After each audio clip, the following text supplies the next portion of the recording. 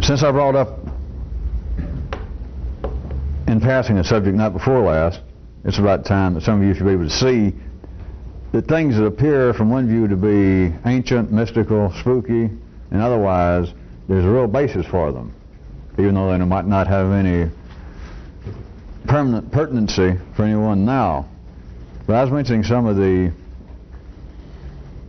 past techniques that people thought they were involved with, that had been taught, that claimed to lead to some extraordinary state of consciousness, some increase in one's awareness and spiritual state and blah, blah, blah. And one of the oldest, I guess, being the attempt to remember the name of God or of Allah with every breath. And then it ran into versions of it, got into Islamic mystical attempts, Sufi schools, and moved into the West by this directive of attempting to remember yourself. I have seen people get very involved with that. And there's a reason. Let me take my first sip of coffee. I'll give you a second. Can anybody figure out? I've been talking about what's the reason? Now they got reasons. Whoever will have the latest version of trying to teach that, they'll have some reason to show you that you do not have control of your consciousness, and to show you that you're in a higher state of consciousness when you can do it. The reason. What's the reason? What's the neurobiological reason? I'll give you a second. Does anybody know? It's the attempt to activate both sides of the dialogue simultaneously. See, whereas this thing I've been calling the partnership, the dialogue, the simple awareness inside, the ones I pointed out, that there seems to be two people, two aspects, two possibilities, either a voice and an ear going on at any time internally, or you would not be, quote, conscious. You would not be aware that you were conscious. You wouldn't be conscious that you were conscious. You wouldn't be intellectually aware that you were intellectually aware. You would not be human. So what are all these attempts?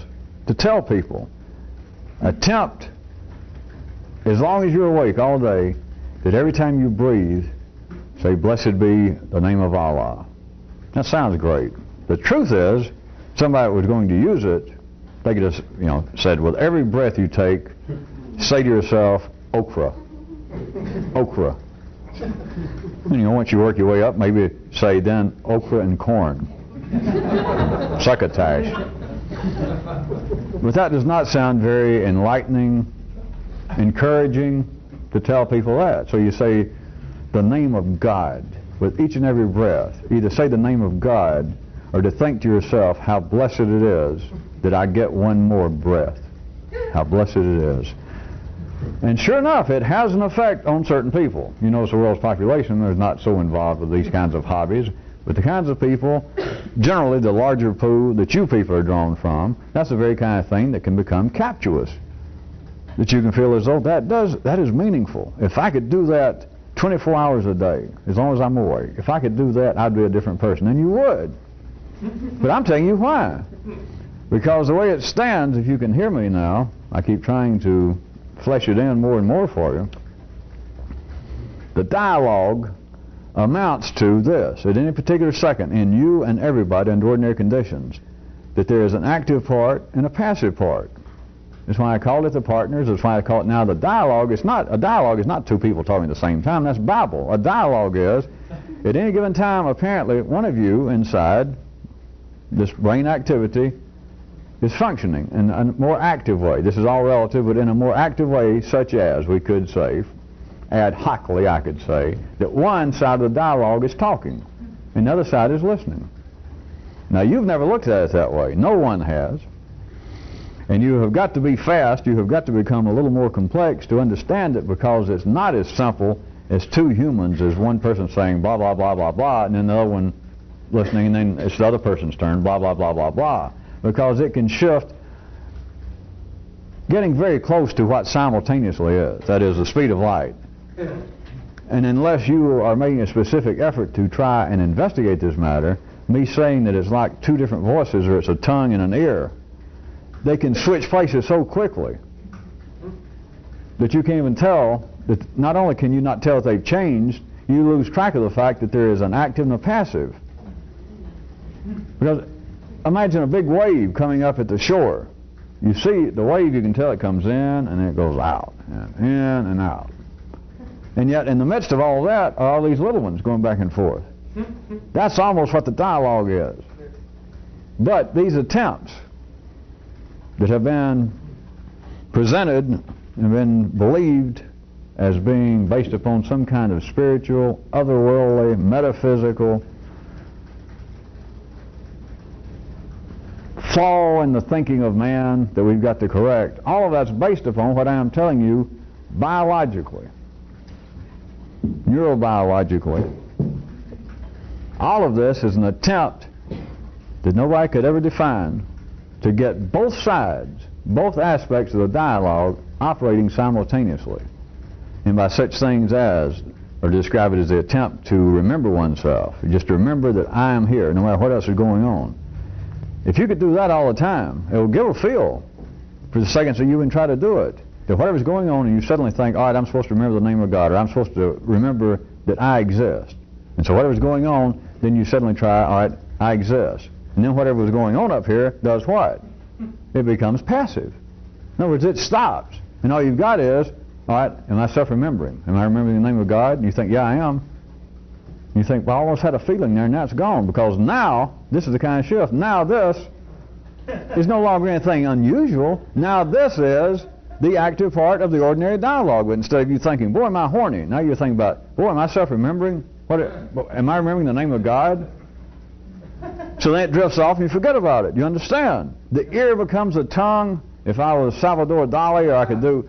It's surrealistic. The tongue goes, and it spreads out, and it turns into an ear. And then you try to listen, and before you know it, suddenly the ear begins to move. Now the ear is talking. It's no longer an ear, it's a tongue. But then you try to listen to what it's saying while it's saying, all right, I'm going to listen to what's going on inside, but I am at the same time going to stand aside and be aware it's just me. And you can't tell whether it's a tongue or an ear because it closes down and you're left with just one. But those seconds, those fleeting seconds that somebody almost has been able, that they're doing something and at the same time they try and remember, blessed be the name of God, or I am here, no matter what's going on. For a few seconds, it will strike a few people as, my God, that is spooky. That holds great promise. But I'm telling you why it holds great promise. It is an expansion of the operations of the brain. Now, it gets down a little more simplistic than that. Down with ordinary people, people who don't believe that they're involved in some sort of unusual activity. It carries over into the idea just out in the street, out in the city, of people believing that would help. It's either necessary or it would be of great help if they had some sort of intellectual handle to hold on to while they're attempting to alter their behavior. Such as, my temper's terrible, and somebody says, well, when you get mad, count to 10. Everybody's heard that. There's notes of that back to the days of Greece, the old days of Greece. Count to 10.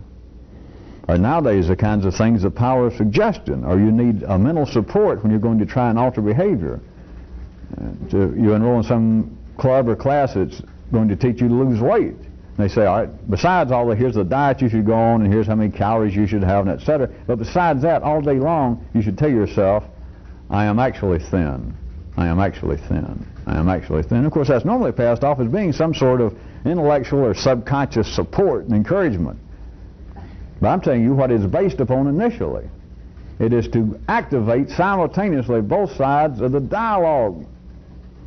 Even people telling each other, parents telling children, employers telling employees, be more watchful of what you're doing on your job. Be more alert. It's the same thing. Now, it seems there is a more simplistic level to that you can say, well, wait a minute, forget all this spooky stuff. If a guy's out there working on an assembly line and he's working next to a big piece of machinery that has the potential to cut off your parts, you've got to be more alert. Yeah, I know.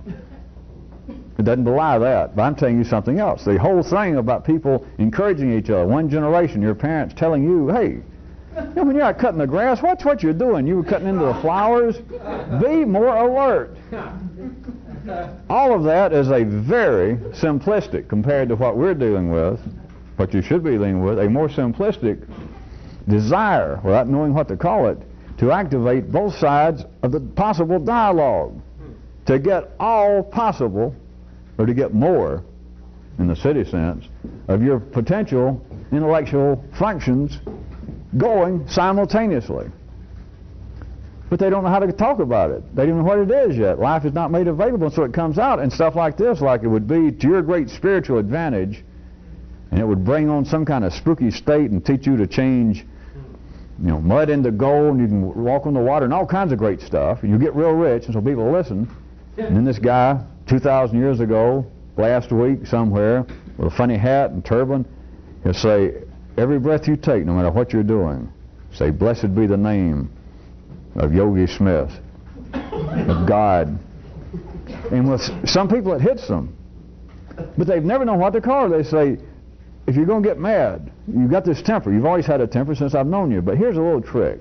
You find yourself suddenly mad, somebody makes you mad, but instead of just doing what you're doing, do this. Is just don't worry about whether you're going to stay mad or whether you're going to wrestle your madness, but while you're mad and you're aware of the fact I'm about out of control, just go 1, 2. All right, at a more simplistic level, you can explain it this way. You can say, all right, that does have some potential value, because if you 1, 2, if you do that, at least you've got 10 or 15 seconds to calm down.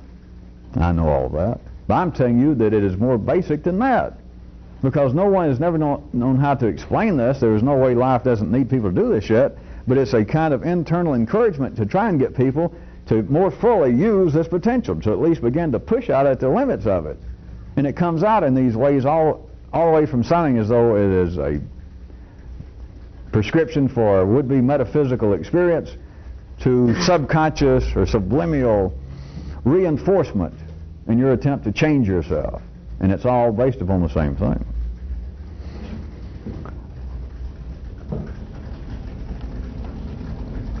Also, you should take very clear note while I'm about this area of a fact.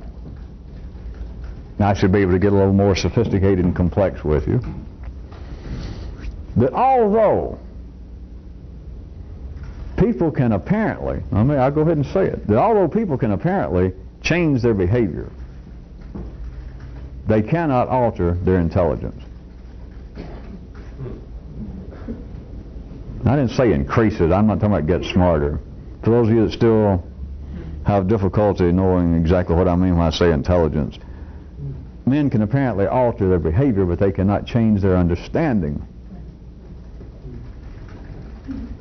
But try and see, so I don't have to say such as that. It's just they cannot change their intelligence. This is why no one is ever fully recruited, reformed, converted. That a drunk can apparently quit drinking, can he not? But he can't stop talking about it. And if he falls down and an oxen steps on his tongue and he can't ever talk, in other words, he becomes a mute, then you can say, all right, he quit talking about it. Okay. A drunk can apparently quit drinking. A mute drunk can apparently quit drinking. But he can't quit thinking about it!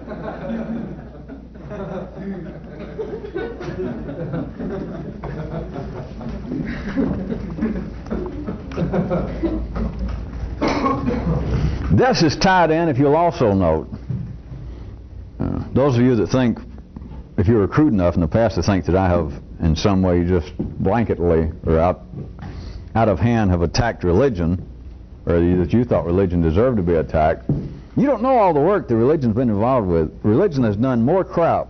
Life has had religion doing more things that you've never been able to identify. I mean, religion has had its hands full.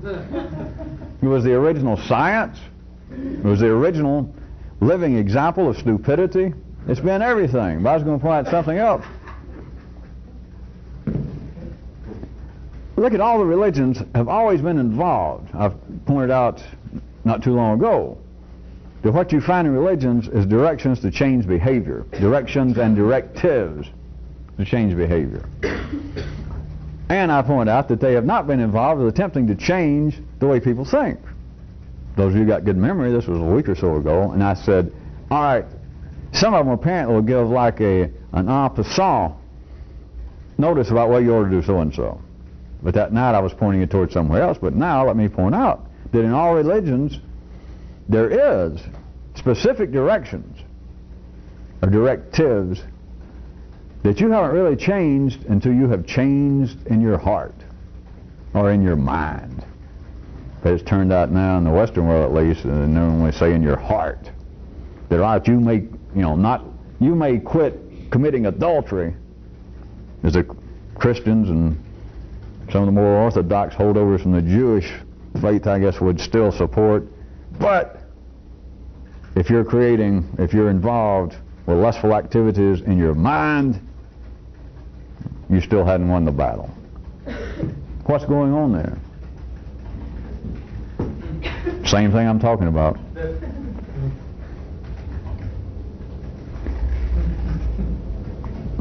Nobody, under any ordinary conditions, even though they can apparently change, I'm giving them credit now, instead of saying that their behavior apparently changes. Let's say that people can apparently change their behavior. Let's just say they can. They cannot change their intelligence. So what have you got? The dialogue is never satisfied. The dialogue never hears this as a conclusive statement of change. The nervous system does not have full information. It's as though the nervous system, if we're going to look at it as now being a receptor of incoming information, and then it distills it in some way and then talks back to itself about what's going on, sort of orients itself. Let's describe it that way for a second. It's like information comes in that says, do you notice how much better we feel down here below because we've quit drinking? And it notes, I'm aware of that. But it's like this. It's like the brain's always waiting, like, yeah, on one foot. It's sort of like this, not just speaking in the crude or simplistic physical sense, but it's like the brain is always waiting, like, yeah. So how come I'm not calmed down? How come I don't take this as the final word? I agreed with you, I considered that to be a problem a while back, and so now you've quit drinking, so how come I'm not back on both feet? How come I don't hear a period? How come I can't shut up about this? If this is indeed over, why don't I think it's over? And then it can shift back like this. Well,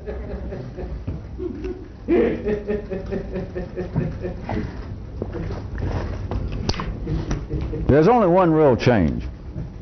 And the city is not important, and it's just barely important to anybody.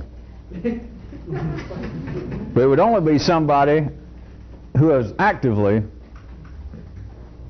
done whatever the hell this is. All right, a real revolutionist person.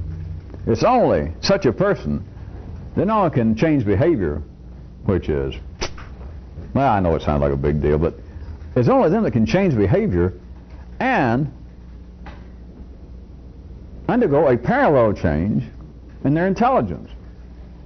That is, as only somebody like that can do something and walk away and forget about it. That indeed, apparently, there was a period put to it.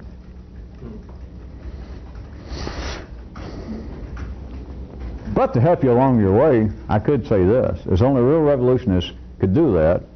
And I could say this. I'm not sure I will, but I could say, and even they do it probably a lot less than you might imagine, that the whole deal may not be as full bore. To you it may sound like a 44 Magnum, and it may be closer to a 22 short. But under ordinary conditions, people don't even have a pistol. So, in other words, ordinarily people may change behavior, but it has no effect on their thinking. They cannot alter their intelligence.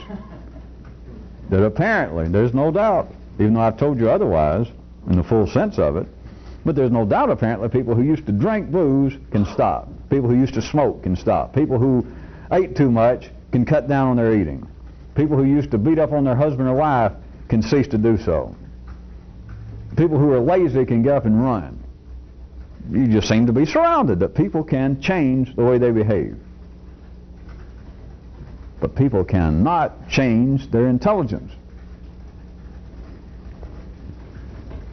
I repeat, it's not very important if you don't know the truth. Of course, you don't know the truth, this ain't very important. If it was really important, life would be breathing down your neck.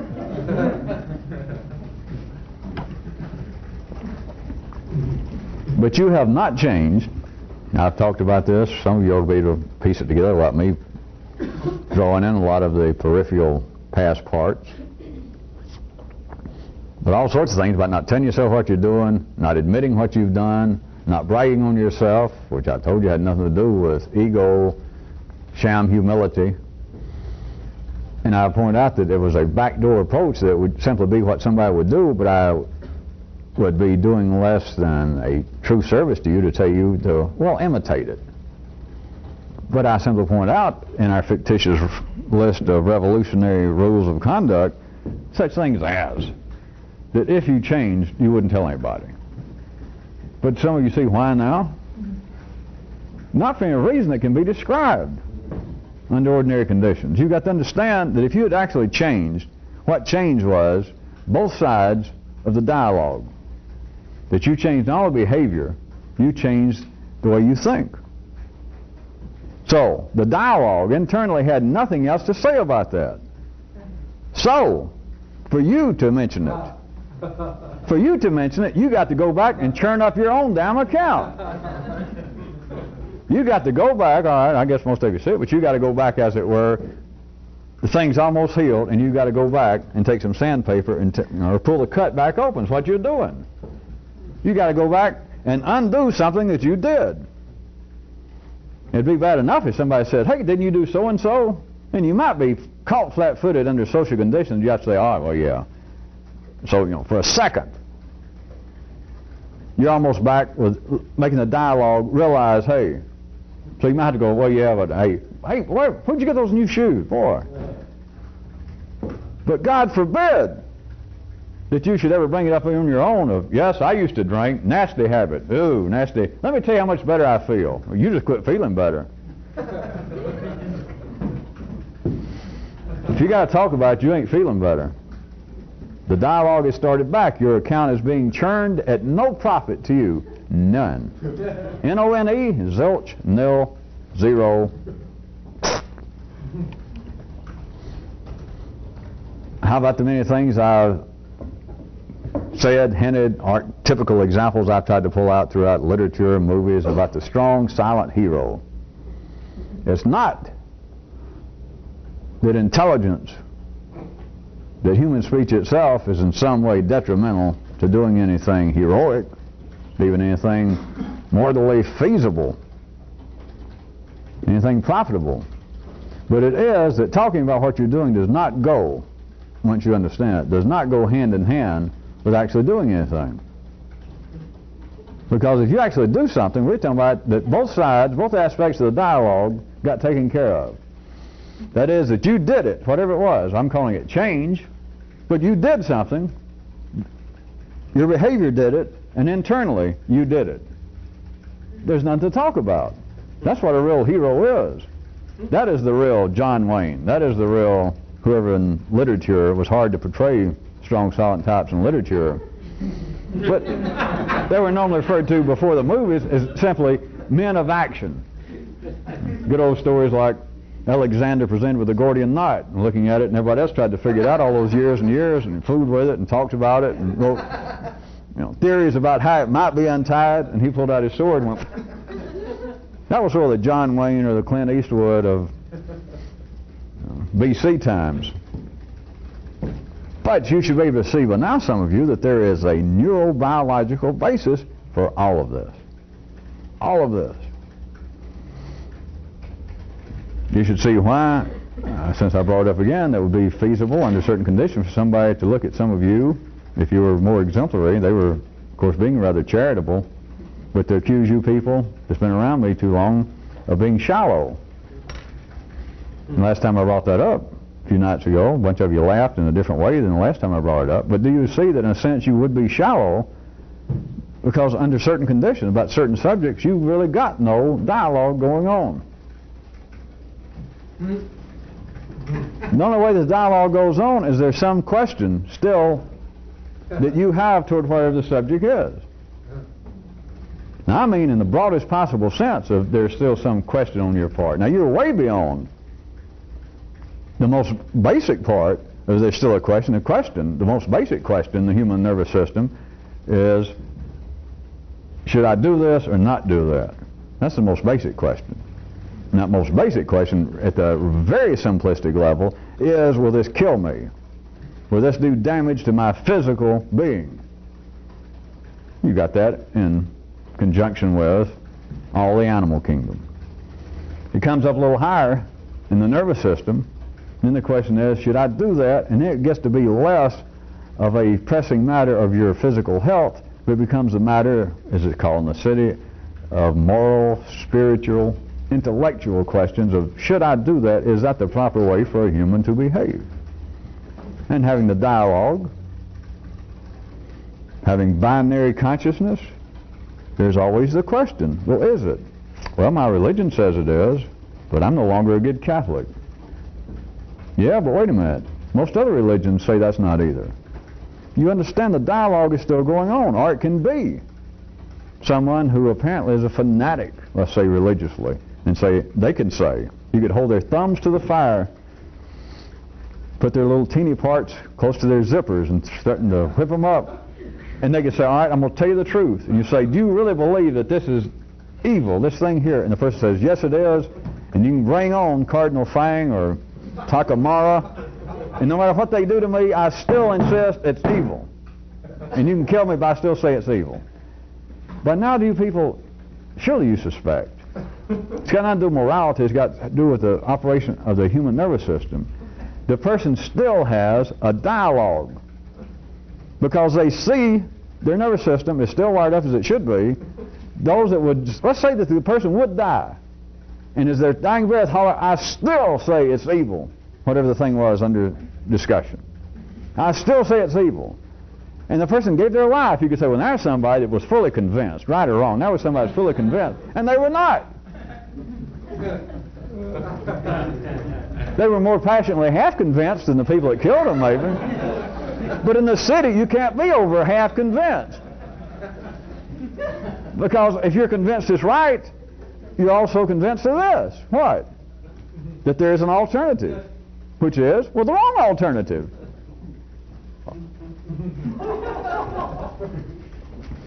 If you knew what you were doing, you wouldn't have anything to say. If you knew what you were doing, you wouldn't die for anything, or you'd die for everything. If you knew what you were doing about any one thing, you see, of course, around the corner where binary words do not quite cover it, but there's nothing to say. There's no longer discussion on your part. You're no longer the supporter for blank. Fill it in. The right, of course. Goodness, truth, justice, mercy, whatever. You're no longer a defender of any of that.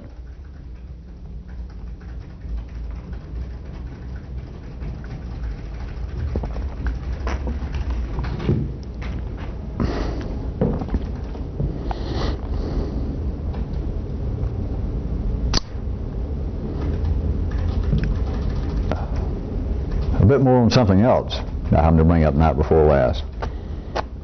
My increasing use of the terms simplistic and complex. When I speak about people being more complex attitude, more complex understanding, this is not what could easily pass verbally, and then beyond that into people's brain workings in the city. This is not an increase in some kind of ordinary mechanical ambiguity, haziness, convolutedness, which I didn't make up the word complex, that's already in the city dictionary. So in the city they could say, well, wait a minute, the more I learn about science, or the further science goes, the more complex it becomes.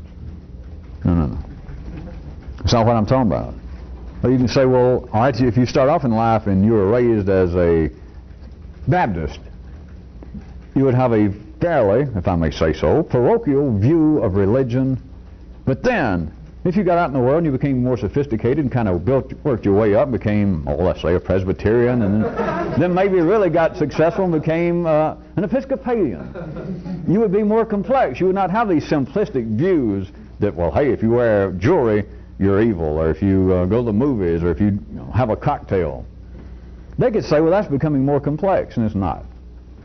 Or they could say, well, I used to think that I understood something about mathematics. I did well in school, and then in the 60s and the 70s, all this set theory that they started, the new math, my kids came home, and math became so complex. I don't know, I guess they discovered, I don't know, new numbers. I don't know. That is not what I'm talking about. And I'm tempted, of course, to say contraire, but I won't, because it's not the opposite. But like always, I can say it's almost the opposite.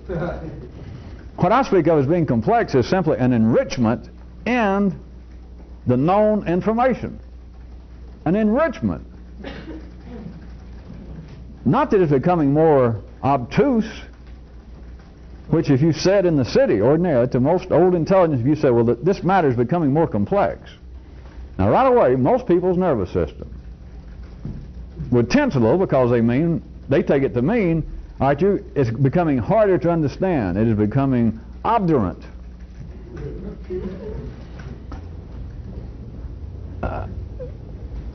It was better before this. You say it's now getting more complex. You're trying to warn me, so that means it was probably better. Like life is becoming more complex. Do you follow all I'm saying? It's not that complex.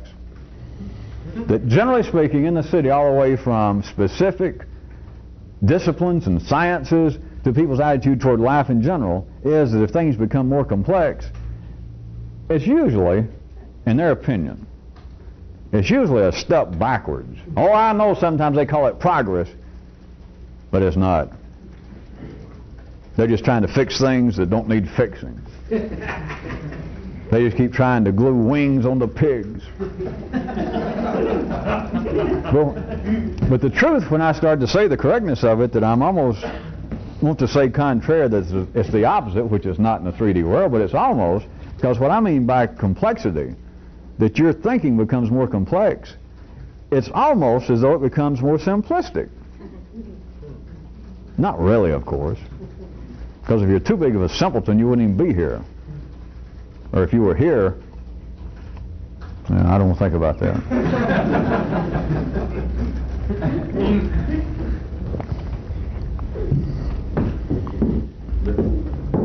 To do this, you have got to, intellectually, you personally, individually, have got to become more complex. But it is not an encumbrance. It does not cloud up what you see. It's that there is more and more information that seems to be, that is, piggybacked, hand in hand, dancing with, do-si-do, vis-a-vis, with that which apparently you already knew. Not mystical words coming down in code from a dead Iranian rug merchant who now lives in spirit on Pluto. It's just ordinary information, except now you understand the ordinary information. It's like sidebands. It's like finding out that you turn on a TV channel and you see what's there, and then you find out that there's sidebands that they can run other information. There's other information going on continually. Remember me pointing out to you ordinary sight and had overlaps, and I've told you that literally, and then beyond that, where things overlap is what is not seen. That is what is revolutionary sight. That's enrichment. That is more complex information involved with the presently available information. Not new, extraneous, spooky, unrelated, absolutely shocking. It's that the information that's available right now becomes more complex. But it's an enrichment. And if you belong in this, The complexity makes things more simplistic. That's unfair. I'm really playing with words. The complexity I speak of makes things more easily seen. Does not make them more questionable, uncertain. It makes them more certain. But the more certain they become, then you understand that once your sight gets past them, saying taking an old wide-range movie, and then they have to clip it to make it fit to show on TV, but then you can expand it, and you think, but with this, getting out to where the original was is not the point, because it gets out there, and then you understand that behind every expansion is what? Another expansion. Everybody remembers that, don't you? Remember, it's not just the examples I've given, like behind every thought's another thought, behind every word's another word, behind everything is something else. That's supposed to have covered it, but in case you forgot. Behind every expansion is another expansion. Behind every complexity is I hate to tell you, further complexity. That is, once you get the process going, once you get your own brain activated, then you understand that everything you see is not the end of it. Maybe you want to go on to something else. Maybe you see something and that's all you care to see, or that's all you apparently want to see right then about that one subject. But you do not leave it thinking, well, got that case closed. If you do, you close something worse. You done closed up you. The enrichment continues. But at the time, the kind of enrichment, this complexity, what it does is take that which you are looking at now, which you think you've been looking at all your life, and you realize, I have been looking at it like that. I've been looking through it through a little slit. It's connected with something else, and now it makes a lot more sense. It makes so much sense that right now I don't even know how much more I need to see. It just makes so much sense that I have just had a small scale atomic mystical explosion that in the city would be good probably for a lifetime's work, and I just had one and pooh, because I see now what I couldn't see before. That is the increased complexity of intelligence that I refer to.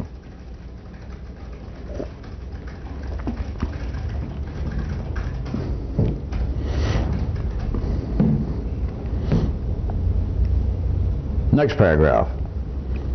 I'm going to try this again in a different way. I brought this up twice and it doesn't seem to meet with standing ovations.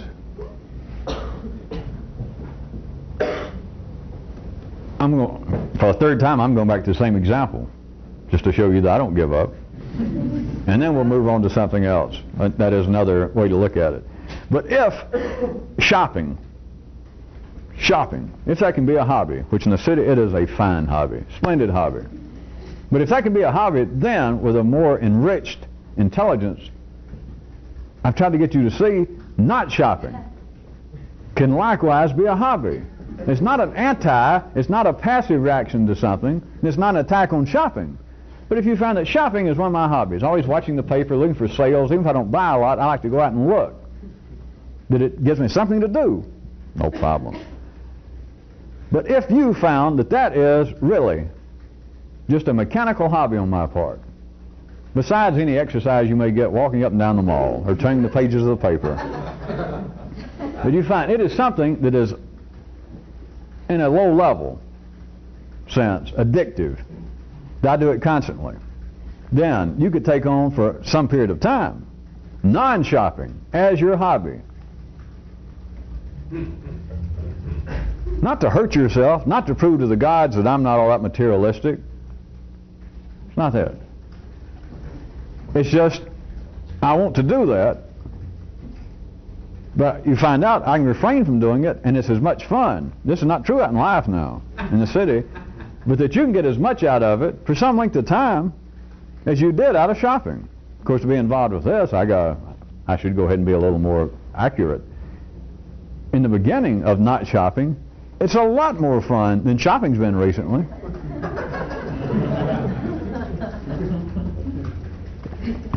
The expansion I was going to point out to you, that whenever you find a pattern, and you've all got them, you've got a pattern of doing things at work. Probably your free time is a better example, because at work some of your intelligence will want to say that you've got limited alternatives. but that you have patterns in your free time, let's say.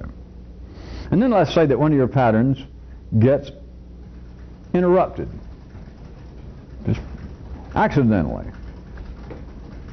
And you're sort of caught off on one foot, or rather than be annoyed, if you know what you're doing, you can grab it and willfully push the disruption even further and let that, even to the point, I'm about to put it this way to try to make you see it right quick, even to the point that now the disruptive behavior vis-a-vis your past pattern almost becomes the new pattern.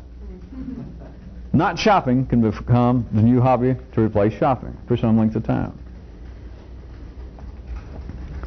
But the nervous system in everybody is wired up to be, I'm being at least charitable while still being verbally viable. By saying that people tend to be annoyed that some pattern, some behavioral pattern gets interrupted. It's natural. Dogs feel that way, possums feel that way, popes, priests, politicians, prune pickers, all feel that way. It is built into the nervous system. It is part of the health of human life. But somebody doing this, rather than simply being annoyed and irritated and trying to get yourself back in balance, which is like, God, I normally shop for at least 2 hours on Saturday, and geez, little baby brother got sick and I had to stay home with him. And it's almost like a smoker doing without a cigarette or a drinker without a drink. I mean, I really missed it. Oh. All right. In this city, that's the way things go.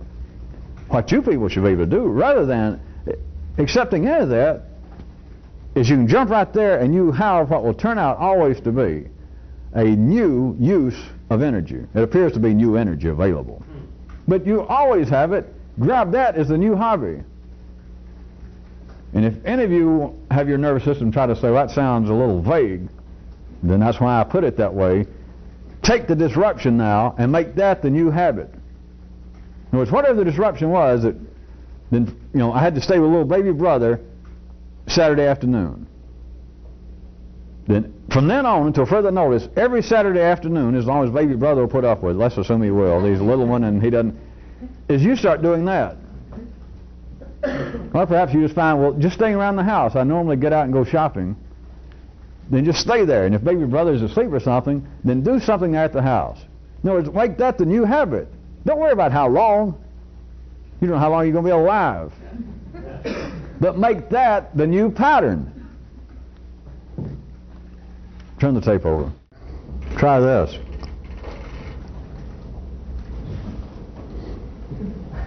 There's a little thing that you can do in life. You can pick up a jar, say a coffee jar, any substance in it. A coffee jar, and you've been taking coffee out by the swimming pool, and you look down at the top, and the surface is uneven. You understand? It's just the way things go. You can, without any conscious intention, no particular art,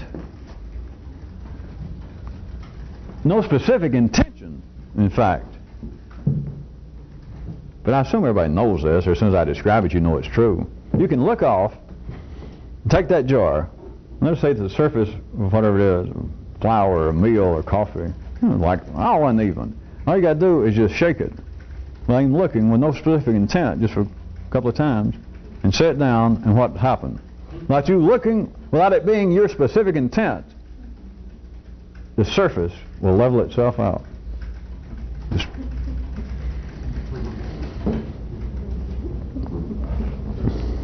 there is a similar situation, I suggest to you, that goes on, a kind of shaking up inside the human nervous system that happens in a very mechanical, a very temporary fashion, even in the city, but that you can use, and it comes about ordinarily through what appears to be tragedies, great pressure,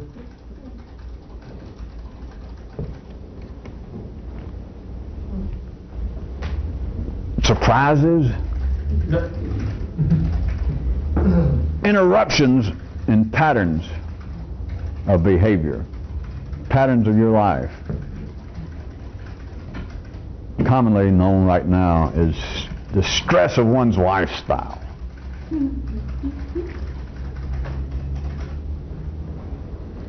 All of you have got some knowledge, either of yourself personally or you're observing family members, friends. Let's take it to a strong part example to start with, a tragedy like a death, and what it does to those closely involved with it. Well, just oftentimes, if not a true medical diagnosis, those involved, family members will say, you know, so-and-so is almost in shock. And sure enough, you see some guy, his wife died or his child died, and he's there, and as they say, he's going through the motions, he's there at the funeral, and he's welcoming people there at the house from out of town, but you look at him, and he's in almost a state of shock.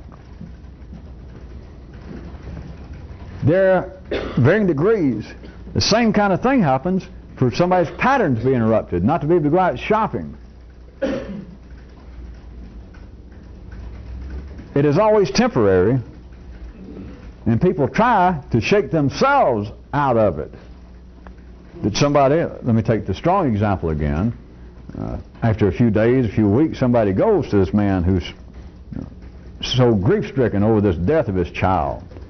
And somebody finally takes him and says, Hubert, you know, we've been watching you, we've let it go, and I understand we all are hurt, but you understand you're almost part of the walking dead. You're not just wounded, you're almost dead. You've been in shock. Come out of it. And the man makes it go, yeah, you're right. You're right. Turns out he hadn't left the house in 2 weeks. He hasn't shaved. He hasn't been eating. You got to come out of it. And normally they do, to varying degrees. You're mad because you can't go shopping because your mother says, or somebody says, you got to stay with baby brother.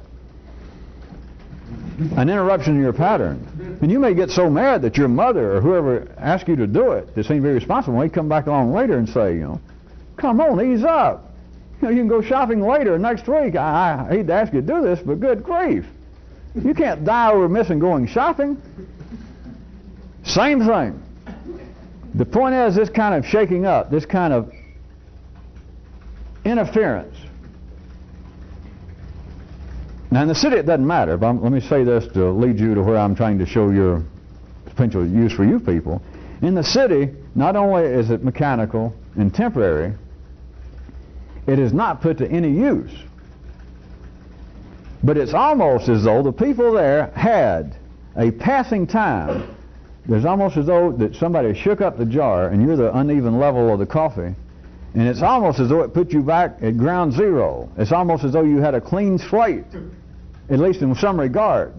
It's almost as though you're back to everything being at some more primordial level of uniformity. But it's looked at generally as in a negative way. Snap out of it. Yeah, you're right. Get yourself back to where we recognize you. Get out of the house, take a shower, eat. Come out, you got to come out. Or to tell the person that's pouting because they couldn't go shopping. What you're saying is come out of yourself. I say how mad you are, but good grief, somebody had to watch him. You know I had to go pick up your father at the airport or whatever.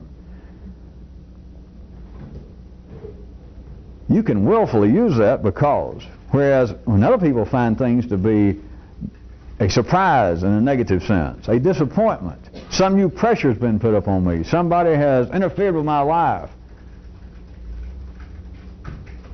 there is an opportunity. Because in certain regards, it's as though someone has shaken what's been going on. That is the pattern that you've been operating under. Somebody's been taking coffee out of you to the point it's always been this one side here for the last few days, and now the surface inside the jar is like that. And a disruption of it gives you, not people in the city, it doesn't matter, but an individual involved with this, even a small thing can give you a chance. It's almost as though life doesn't know what it's doing, because it does, but it's like it doesn't know that anybody's ever going to get anything out of this. It's as though for a second life has turned its back and playing hide and go seek, and it's going to say, all right, I'm going to grease up everyone's saddle, and most of you probably can't get back on. I'm going to turn my head, and a few people can realize that I can use this. And they can wipe off the saddle right quick and jump on and run off. And life goes, course, life's not fair. Life's not going to count to 10. Those of you who grew up playing hide and seek. Life will go, all right, and it'll go 1, and it'll turn back around. Now, I know a lot of you consider that's when you holler, life's unfair and unjust and all that. But, you know, life, well, I can't speak always for everything that life does. But anyway, it just shows how dumb you are that you hadn't caught on that it always does it. So once that becomes a pattern, you can't say, unless you're just ordinary, that you can say, well, life plays hide and go seek, and life will give me apparent chances to do things, and it turns its head, and I think, well, I got to 10, so let me plot what I'm going to do, and it'll turn its head and say, all right, 1, and it'll turn back and say, gotcha. You know, after life has done that to you over and over and over and over and over, and you keep saying life's unfair, give yourself a break. Go look in the mirror and say, dumb. D-U-M. Don't keep hollering unfair. And don't keep hollering surprise. That life time and time again says, all right, hide and go seek, 1, and it turns around. It ain't going to count to 10. It's going to count to 1. At any rate, involved with this, all of you that keep looking for new kind of tricks or great breakthroughs, every time something apparently goes wrong, even little minor things, it doesn't have to be a death in the family, but just minor interruptions, that you got patterns. Because most people don't even pay attention to the patterns. But here it is, one of them breaks up, and you got it, and just generally you're annoyed. You can fill in any words you want to, but I've been charitable, and I still covered it. You should know what I'm saying. You feel annoyed. It's as though life has shaken up your coffee jar. It's as though life has turned its head for a second. It's meaningless to life in general. Meaningless to ordinary people. And by and large, it's slipped all of you people's attention. But you can use it. I mean profitably, to the point that you won't question why you did it. You'll understand immediately. This is the right thing to do. And you don't have to look for some kind of complicated way to do it. All it is, you take, all right, here's one pattern that's been broken up. All right, this will be my new pattern. Not to go back and reestablish the other one, not to try and get things straightened back out. That is, to get the uneven level back where it was, to pull my life back together, even though it was a small thing or a large thing. But let's take a small thing. Is now make that. All right? Since shopping's been one of my big hobbies, I didn't realize what a big hobby it was until she made me stay here and watch the kid last week when I was going shopping. And I realized, to say the least, I was annoyed. Aha.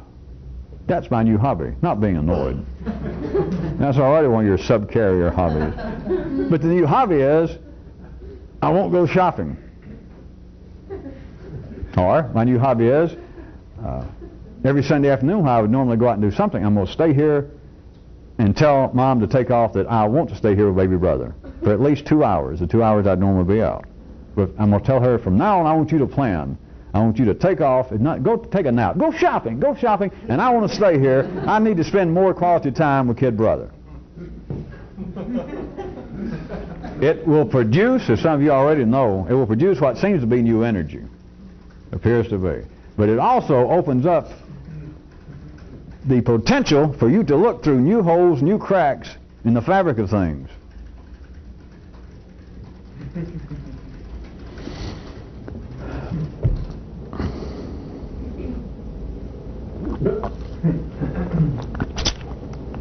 I'm going to end this evening by giving you another story I made up. Well, it's a story excursion. You got to participate. Here's the story. This person, actually the expending of long periods of time, intense energy, some expense, all right, great expense, to themselves, in the desire in some way to transcend the limits of ordinary consciousness and perception. The day comes, they're just sure there are other worlds. There's got to be. They strive through different methods, and the day comes that sure enough, it's as though they fall into a trance. And they do become aware of another world. They do. But the other world is exactly like this one. Your participation, my question is, now the story is true. The story is valid, structurally sound.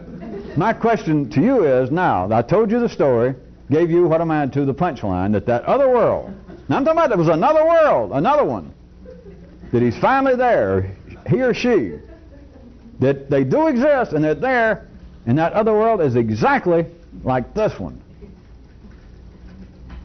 Question regarding my story, the meaning thereof.